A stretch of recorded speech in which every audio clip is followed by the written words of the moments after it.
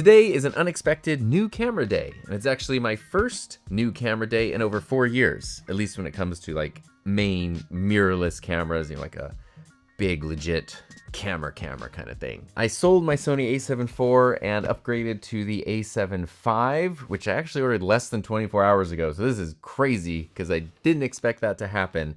There's actually an issue that started to develop with my a7IV. I'll talk about that later and why I upgraded after we get into the fun of the unboxing and checking out this camera that I absolutely did not expect to get. And it was bittersweet to let my old camera go because I'm super sentimental and I get really attached to those things. But it's also really exciting to get this super cool new camera. Mark Bennett and I did a video about the a7V when it was announced. You can kind of hear some of our thoughts there. I had no plans of upgrading because I've been very happy with my main camera, which is the FX3, and my secondary camera, which is the a7S III. And then I've used the a7IV kind of as my main photo camera, my travel, take everywhere camera, and a lot of times as a third camera where, maybe it's a top-down shot kind of like this, which I'm using a little point-and-shoot camera for right now, or, kind of a camera that's off to the side where it's zooming in and showing things on the desk. It's just sort of played like a super versatile role in my setup, and again, was my main photo camera. Alrighty. So, this is a very tiny box. All right. I've been trying to be better about like getting rid of unnecessary product boxes that are lying around lately, but I ended up being totally vindicated because I was able to get more money for my a7IV because it had the box. It had the original This is so small compared to the a7IV packaging, which is fine. It's crazy what is in here, and this is like the size that little point-and-shoot cameras used to come in. That's super interesting. So you can see this is the a7V, just the body only, no kit lens or anything like that. And boop. There might not be a lot in here. This might not be like the most exciting unboxing in the world then. Got literature and decent feeling shoulder strap. That's, I don't know, pleather kind of material. I use my own shoulder straps, so I usually just keep these for, I don't know, emergencies, I guess. And a battery.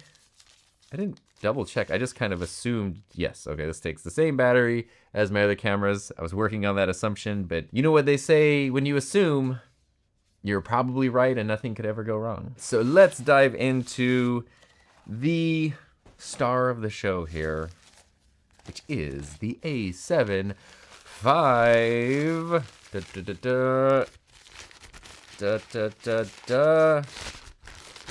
Whoo, oh boy.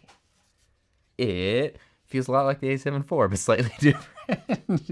I don't know what I was expecting. That, of course, makes sense. This is the first time I've used the new fancy display that Sony's been putting on some of their camera models. So, a couple things right off the bat that I'm really excited about with this camera and this upgrade, as bittersweet as it was to sort of move on from the a7IV.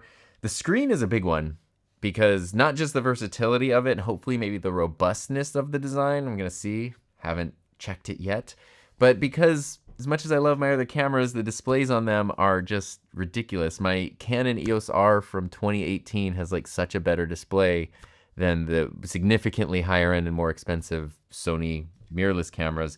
So I'm looking forward to a higher quality display and just the whole different articulating thing. I'm looking forward to the improved photo capabilities. I was really happy with the a7IV. I took some photos that I absolutely loved with that camera, but the fact that this has even better autofocus, way higher frame rates and burst rates, which is crazy because I was like, again, very impressed with the a7IV, so going even more is just kind of crazy. And for video, I am excited and interested in Sony's AI autofocus because everything I've heard about that, it's supposed to actually be pretty good, despite the fact it's called an AI thing. It's actually supposed to be pretty good. And right off the bat, when it comes to video, having 4K 120 in this camera is really cool. Being my like take everywhere camera, That's the slot that this kind of fills because it's such a good hybrid camera. I use 4K 120 a lot with my cameras here, and the cropped 4K 60 was fine with the a7 IV, but it was just sort of always kind of sort of a limitation that I had to be aware of, and now I don't have to because this has uncropped 4K 60 and then 4K 120 with some degree of crop. I'm honestly not sure what that would be. There's a slight crop on these cameras, the a7S III and the FX3, when you put them into 4K 120, but it's so minor I forget that it's there, and in my mind it's just full frame 4K 120. So I'm curious, even if it's cropped as much as 4K 60 was on the a7 IV, it's hard to remember all these numbers, I think I'll be pretty happy with that. Otherwise, looking at the body of the a7 V in terms of buttons and layouts, it is identical to the a7 IV. Yeah, not much different here. I do believe that internally, when it comes to like the cooling and stuff, they have to actually change some parts that you can't see, which does kind of play into an issue I was having with my a7 IV, not related to cooling, but related to the body of the camera. And then some other differences are in the ports right here, some other important differences. So full-size HDMI, headphone output, 3.5 millimeter input, and then this one's a very interesting one. We have dual USB-C, so you can charge it and use it for data transmission for streaming and stuff, and you can stream 4K 30, which is very, very cool over USB. So it's a pretty sweet webcam, I suppose. And then same as the a7 IV, you have a hot shoe on top, you know, as you should with a Sony camera. So that ends up being a lot of times when I use microphones with these cameras, actually pretty much every time, I'm always using something that goes in here. Usually it's either like the ECM series microphones, like the on-camera microphones, or it's the DJI Mic 2, Mic Mini that have the Sony adapters. Even when there's other systems I like I think the Rode Wireless Pro is one of the better, if not the best, of the sounding small mics, but it was kind of a pain to do the 3.5 millimeter thing, so just having that direct connection through the hot shoe is super cool. I'm assuming, see actually, wait, do we not have the same? Now I'm confused actually. The memory cards, I was working on an assumption with the memory cards, which doesn't matter because I primarily just use SD cards, but you have dual card slots, which is a good thing, and the bottom one is SD, the top one is combo. Was the a7 IV combo on both? I honestly don't remember. The FX3 and the a7S III are CF Express SD combo slots. Let me grab my cards. So these are the cards I use, and it's still sad because this one's still labeled for the a7 IV, so rip memories. I always use dual cards. I have learned my lesson. I like to do simultaneous recording, just in case something goes wrong, have a backup. I learned my lesson one time. I recorded a very long video, and what it was I actually stopped recording, and then just very quickly I opened up and took out the card before it had written the file, and I was able to save it, but it took like a few days and ended up costing some money to like recover the corrupted file.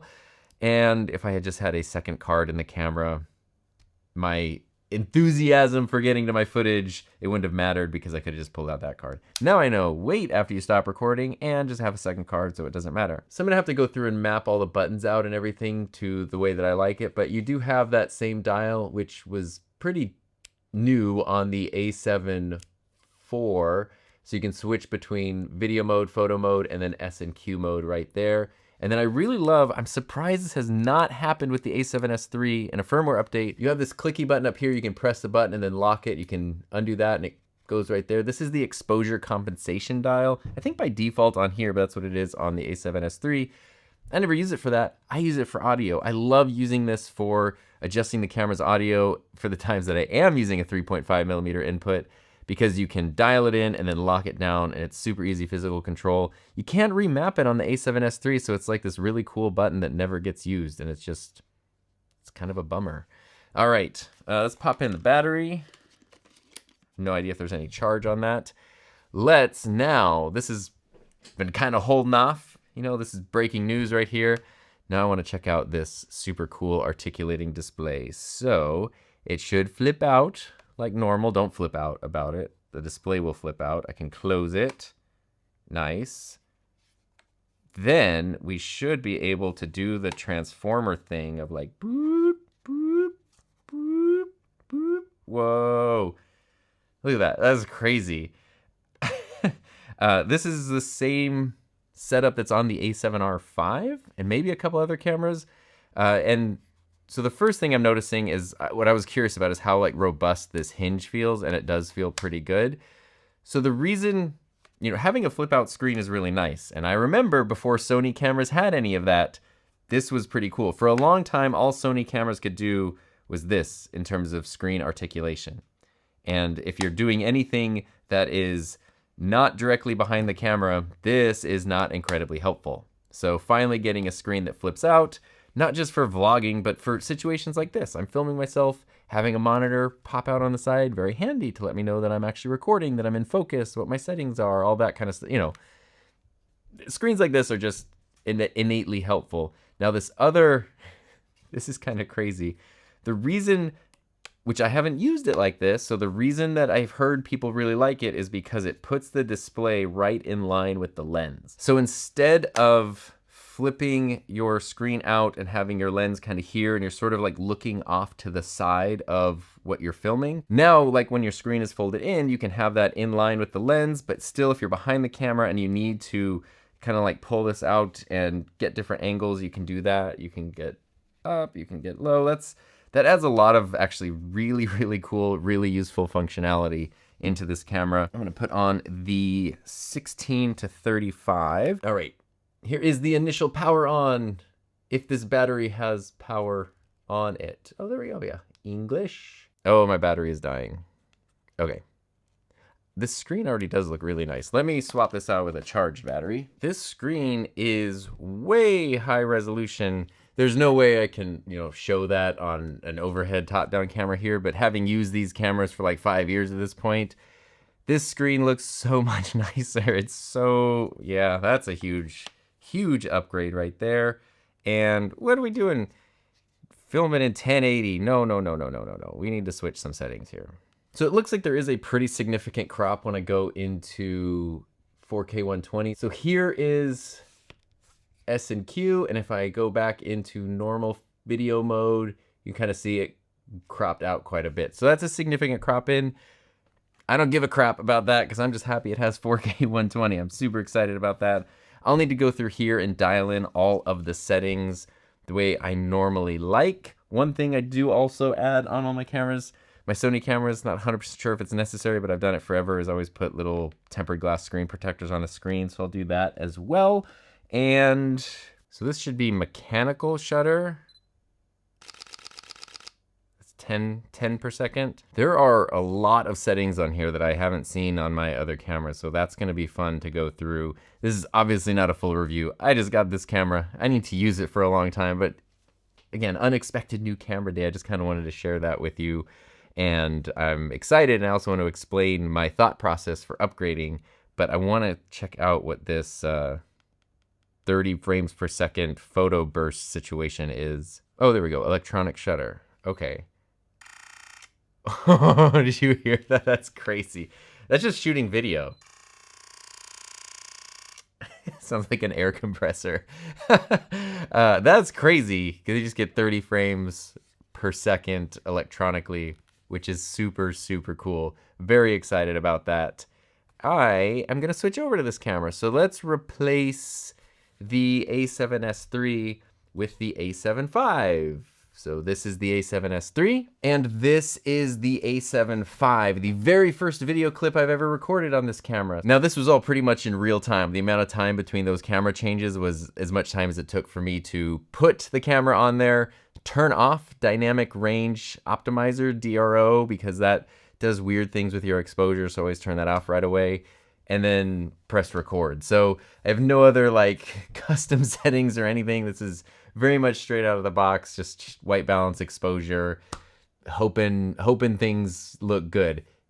If it doesn't look as good as you think the a7V could look, just remember I literally just took it out of the box. But I thought it would be fun to use the a7V to explain to you why I even have the a7V. Why didn't I stick with my a7 IV, which I really loved? And did a lot of fun stuff with and I'm attached to and sad to see go, and kind of didn't expect that to happen. Kind of like I mentioned a bit ago, where that camera, the a7 IV, and now where the a7V fits in my workflow is it's sort of my like tertiary / take everywhere camera.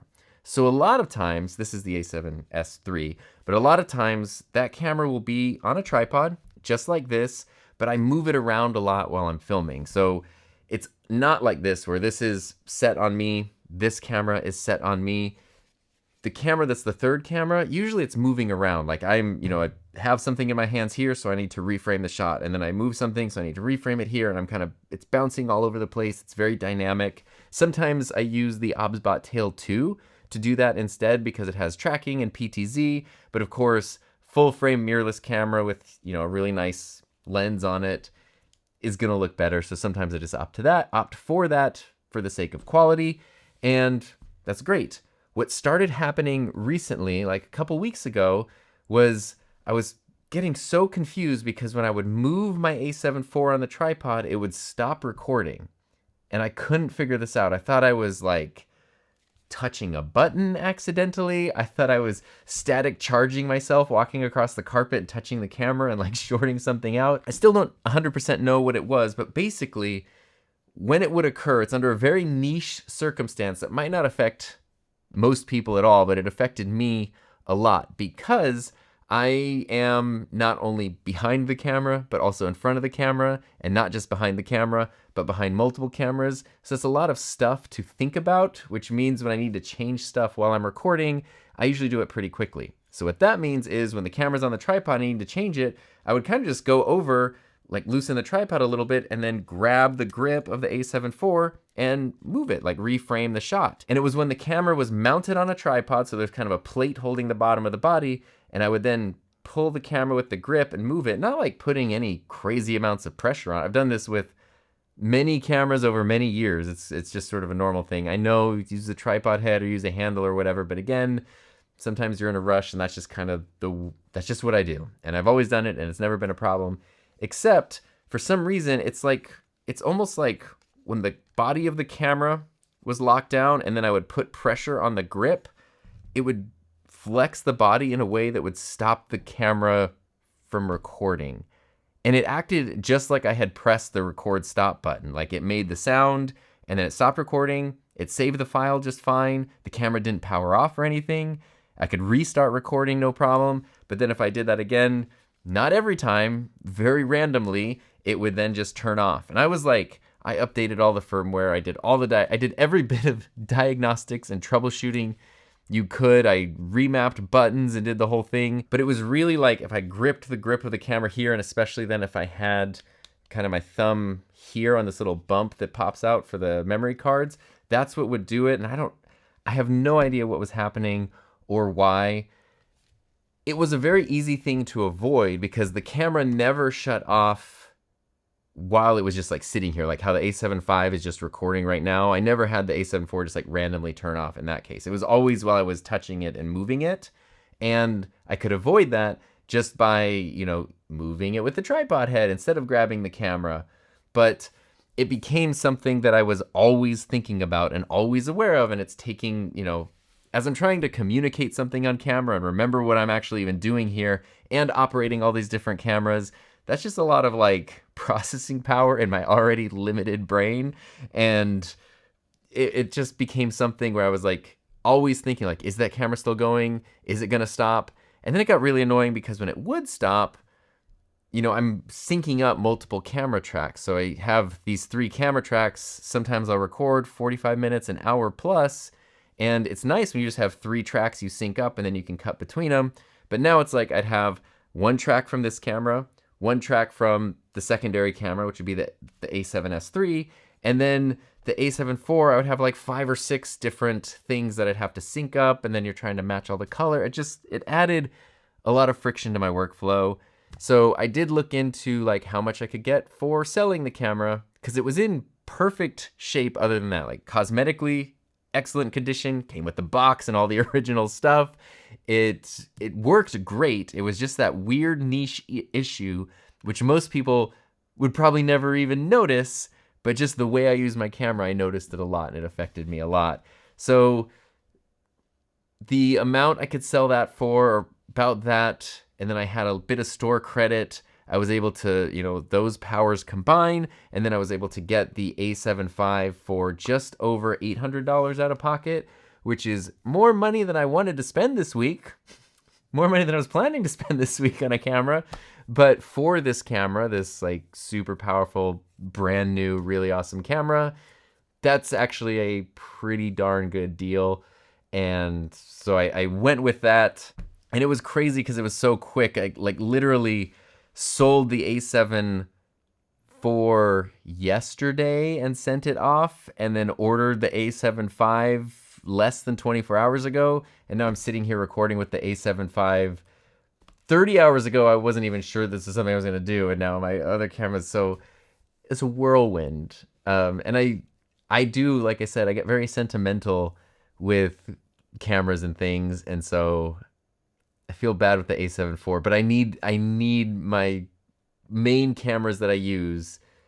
I need all my cameras to be reliable, but especially the ones that I rely on for everything. My main trio of cameras, FX3, a7S3, and now the a7V, I need those to be reliable. So I'm hoping this camera proves itself to be a super reliable addition to my setup. I'm really looking forward. It's kind of a cloudy day out, and I can just kind of spend like a cozy cloudy day going through menus and adjusting settings. I'm like really looking forward to that right now. It sounds so fun. So I stopped the a7V from recording just since this is the video about it. I figured why not have it be here so I can still show it to you and talk to you about it. But I also wanted to just kind of show a couple things from older cameras, which I think is interesting. This was the camera that I actually started my YouTube channel with. My very, very first YouTube video was filmed with the Canon 6D, the original 6D, but that camera had no autofocus for video, no flip out screen, anything. It's very kind of tedious to use for filming yourself, and it just slowed things down. And when I figured I was gonna start making YouTube videos, I wanted to be quick, and I didn't want to overthink things, so I got this camera, which is the Sony RX100 Mark V, and it is pretty awesome. I film mainly in 1080, but it is 4K capable. It can only film in 5-minute chunks of 4K, and it does not have really good image stabilization, so it's why I can't really use it for much these days. But this camera, I mean, the first year of my YouTube channel, first 50, 60 videos on the channel are pretty much all done with this. No external mic, no changing lenses, just point, shoot, film, go, done. And the thing that made this really valuable is it does have a flip up screen, but this mechanism right here is very similar to the a7V's ability to flip out and flip down like that, except of course then this one can now go out to the side and do all kinds of stuff. It can't go up as far because it's blocked by the viewfinder, so you wouldn't expect it to, but it can go out this way. But it's just kind of neat because it's the same sort of thing here. The first like big camera I got specifically for YouTube was the Canon 6D Mark II, which was all the great things about my 6D, except it had autofocus for video and a flip out screen, which is probably, this camera came out in 2017, probably a higher resolution screen than the FX3 and the a7S3, honestly. And this camera's great. The reason I want to show this to you right now is because it has something that Canon started offering in I'll say around 2014. I forget the first model that had this. It might have been the original 6D. If not, no, it was the 7. Oh my gosh, it was the 7D. The Canon 7D in 2009 was the first camera that had this little switch right here to go from photo to video mode. And then you just stop recording right there. It's such a really nice, elegant solution. Canon is so good at designing camera bodies. I mean, even this one still feels amazing. Like it's such a well-designed camera. This little switch is great. They started incorporating this on a lot of their cameras. I'm not sure if they still use it or not, but you go to photo mode, video mode, boom. And so it was kind of funny when the a7 IV introduced this switch where you can go from, S&Q, photo, video really easily. This is not quite as easy to use as the Canon one because it's always a little awkward where you have to kind of like wedge your finger in there and move it. But it's a really helpful thing to like your mode dial, just needs to stay where it is, and you can switch between manual mode and all these settings. And I like that they add the S and Q on there. That's just like a really fun, helpful additional detail to go to photo video mode. And it just makes things really fast, again, for a camera that is a super hybrid camera. So as sad as I was to see my a7 IV go, I shouldn't forego the fact that the a7 V is an upgrade in basically every single way. I need to use mine a lot and see how it fits into my workflow. So if it's good, or I guess even if it's not good, I'll do a much longer review in the future is my plan. Other than the issue that developed on my a7 IV, which I would call a defect, I never had any other issues. It never overheated on me a single time, even though I live in the desert where things get super hot. I didn't care about rolling shutter or anything like that. It was a really good, really solid camera. So the fact that this is every bit as capable and then more, has more features, has me really excited. And I am curious now that my a7 V is, coming up on, I've had it for 5 years, but the camera itself is 6 years old almost. My FX3, kind of same story.